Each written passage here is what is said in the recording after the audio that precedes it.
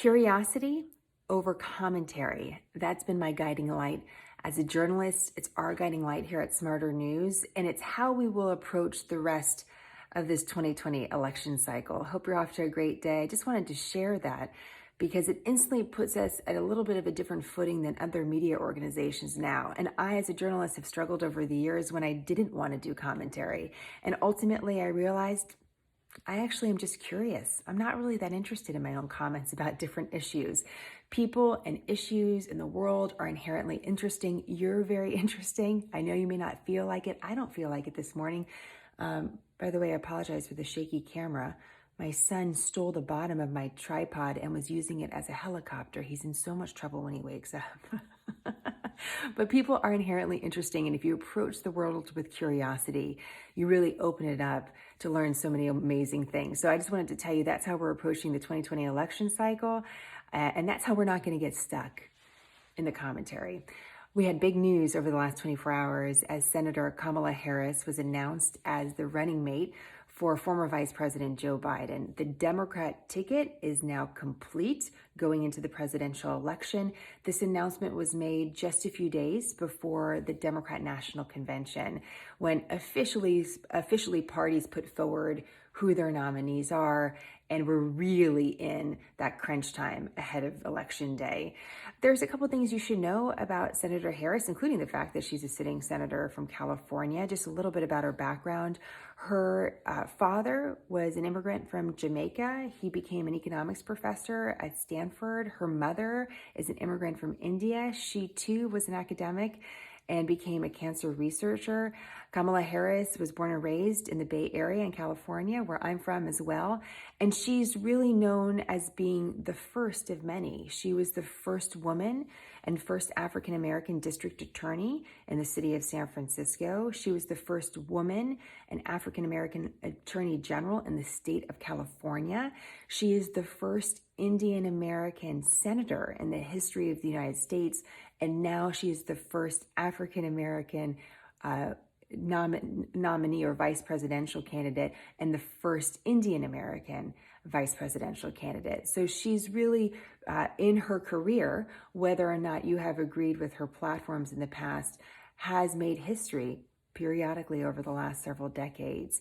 I was looking for a way to explain why. Why would Vice President Joe Biden choose her? We know that there's been a selection process. And I was looking through a couple different articles today. The New York Times quoted a political scholar who's also African American who said this is really about demographics. So let me explain that.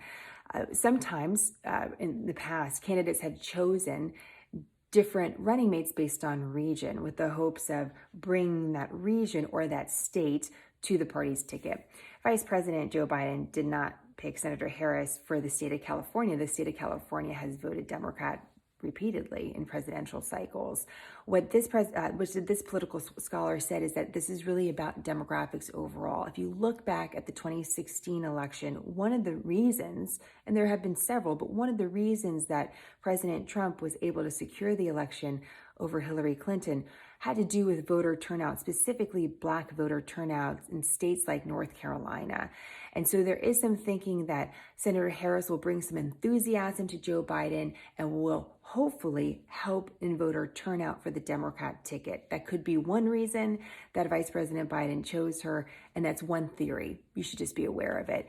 In the past, Vice President Biden and Senator Harris squared off about this time last year at a debate and had a very contentious exchange, which really kind of shows where they can be criticized as well, whether internally by members of their own party or by Republicans.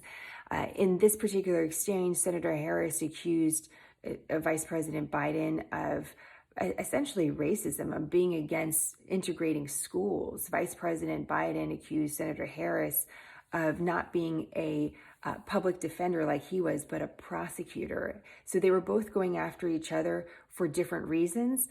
Vice President Biden said he wasn't against integrating schools, by the way. He was against the way that the federal government was doing it. That's what he said. But it really shows, Senator Biden was a senator for many decades, and then he became vice president. He has a long political history to pick through.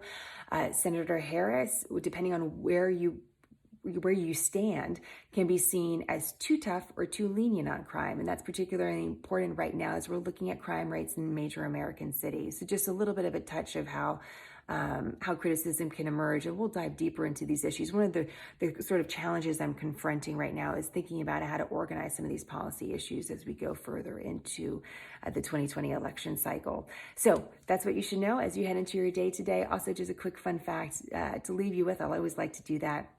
If you're looking for a summer rental and you're in Oregon, the last standing Blockbuster video rental store is up for rent in mid-September. You can go in, watch any movies apparently that you want to watch, and sleep on a pull-out couch.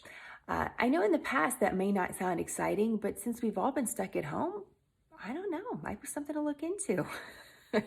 We'll put that on the website for you today. All right, guys, have a great midweek stop, a little break for you, and more on smarternews.com. Talk to you later.